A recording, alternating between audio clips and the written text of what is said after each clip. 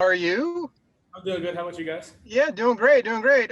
First of all, can you just kind of talk about how the defensive line came together in this past Houston game? I know you were shorthanded a little bit, but Cam Good looks like he stepped up a little bit. Some other players. How do you think you guys did? It was just a speech from our, head coach and Coach Shan and all of them telling us that the young guys have to step up, and that's exactly what they did. They stepped up. We have Curvin Shoots, Keaton Hester and Cam Good were all stepping up. So, which is all kind of how we knew that we had to step up. We had to get back to where we used to.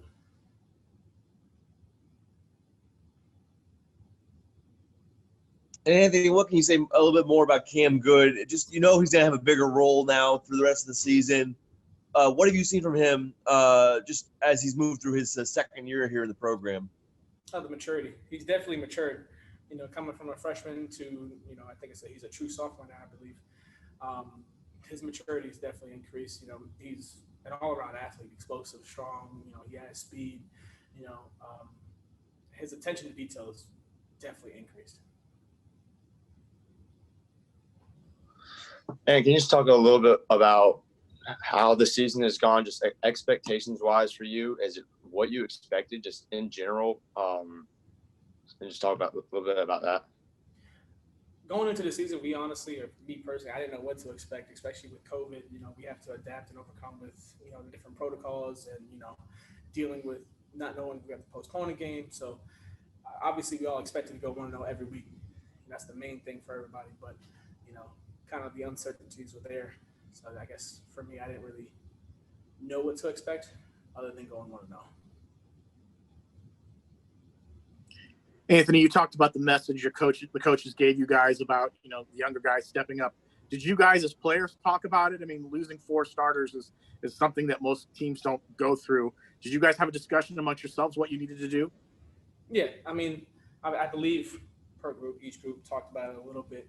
We don't want to dwell on it too much, but we did talk about it and, tell the young guys, like, it is what it is right now. This is what happened. We have to overcome this and make you guys step up and step forward. Anthony, what have you seen from some of those younger players, and specifically? I mean, besides Cam, I know some guys are going to get some more rest between Keenan and Landon Woodson on the edge has been playing a lot more. What have you seen from some of those younger guys? Has anyone kind of impressed you with how much growth they've had this season? Curvin Shoot and Keenan Hester and Josh Salazar. I always talk about the D tackles because that's my group. I really don't pay attention to the ends and rushes, which kind of bad, but my group is the D tackle, so I do pay attention to Keenan Hester and Curvin Shoot. Curvin Shoot coming in as a, I think a redshirt freshman now. Never played college ball before. I think he had his first playing time, I believe, in ECU. He did pretty well. He's still learning. He's making freshman mistakes, which you can't have in college ball, but you can't. It's what you expect. But Keenan Hester is another one. Another guy who's an all-around athlete, just strong in the middle. He's more of like I kind of think of him like a Tristan, strong and explosive. So I kind of think of him like that. But he's definitely doing well right now.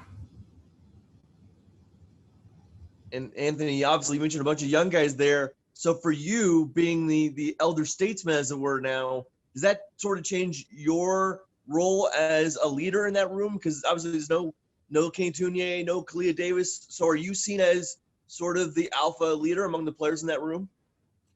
Yes and no. They do look up to me and ask me questions about the plays, but I think, we have like freshmen stepping up like Cam Good. He's taking a leader spot. It doesn't have to be an older guy that is a leader. It could be a freshman. Cam Good's definitely stepping up to try to be a leader, and he's doing very well at that as well.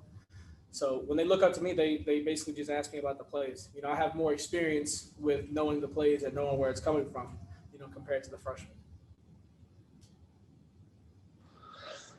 Kind of a funny one. If you were ever to scoop and score or pick six, do you have a celebration planned, and what would that be for a touchdown? Honestly, I have no celebration plan. Just give the ref the ball and hope it doesn't get called back. That's my celebration right there. I'll celebrate on the sidelines with my teammates. Anthony, you guys have defensively played one of your best games in the Houston game. What is it that you guys need to do in the next 3 games to kind of continue to build off that momentum? Just continue what we're doing. Attention to detail. It's usually the small things that are, hurting the defense in many ways. So, I mean, we can get into specifics. I don't really want to get into specifics. I don't want Temple knowing, but we just got to pay attention to the details and know our assignments and just do it 111.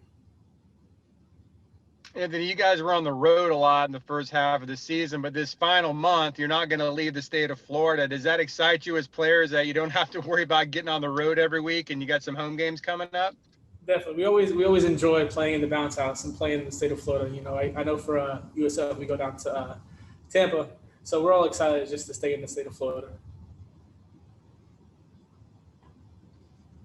When you look at Temple for this upcoming week, and you look at their two quarterbacks, Real Mitchell and Beatty, what have you seen from them? I think their coaches said they plan on playing both a good bit. What have you seen from them, and what is the plan going into that game? Both are mobile quarterbacks. We're expecting more run game coming from them. I know Anthony Russo was mainly their passing quarterback. I mean, if you look at the stats, he has, last year against us, he had, I think, 300 passing yards. So with Anthony Russo out, or if he is playing, we'll understand that he's more of a passing quarterback and he's going to give the ball compared to the other quarterbacks who are more liable to take the ball and keep it. Okay, thank you, Anthony. We'll wrap up there, and we'll be right back with Coach Martinez. Thank you, guys.